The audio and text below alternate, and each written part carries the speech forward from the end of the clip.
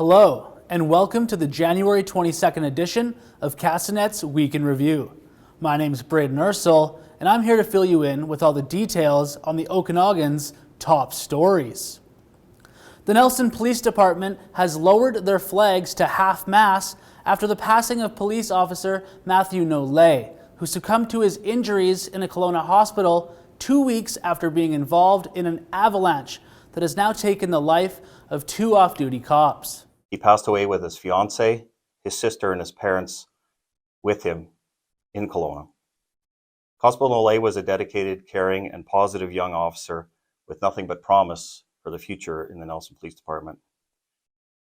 Both men involved were experienced and well-trained backcountry skiers and outdoor enthusiasts with the proper equipment, probes, and beacons with them. 43-year-old Constable Wade Tiddamore was the other police officer who lost his life, succumbing to his injuries from the avalanche on scene.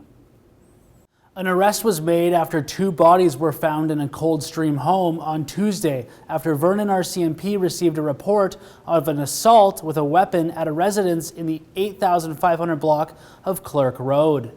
Upon arrival, police discovered two bodies in the home, as well as a man suffering from potentially life-threatening injuries. The fourth man at the scene was taken into custody while the injured man was sent to hospital.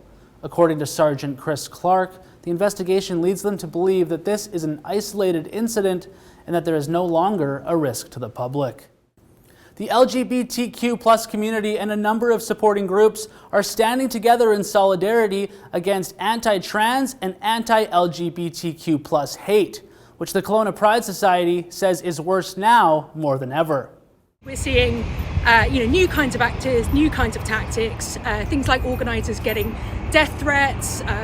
Recently we had a comment that needed to be taken down, I think on TikTok, someone saying they were going to show up with a rifle and turn us into food. So it's causing a lot of distress, and a lot of different conversations within our communities. According to the Kelowna Pride Society, this demand for change comes after 166 acts against drag shows were recorded across North America in the past year. The gender-diverse community is asking the public to stand with them and to show their support at future events.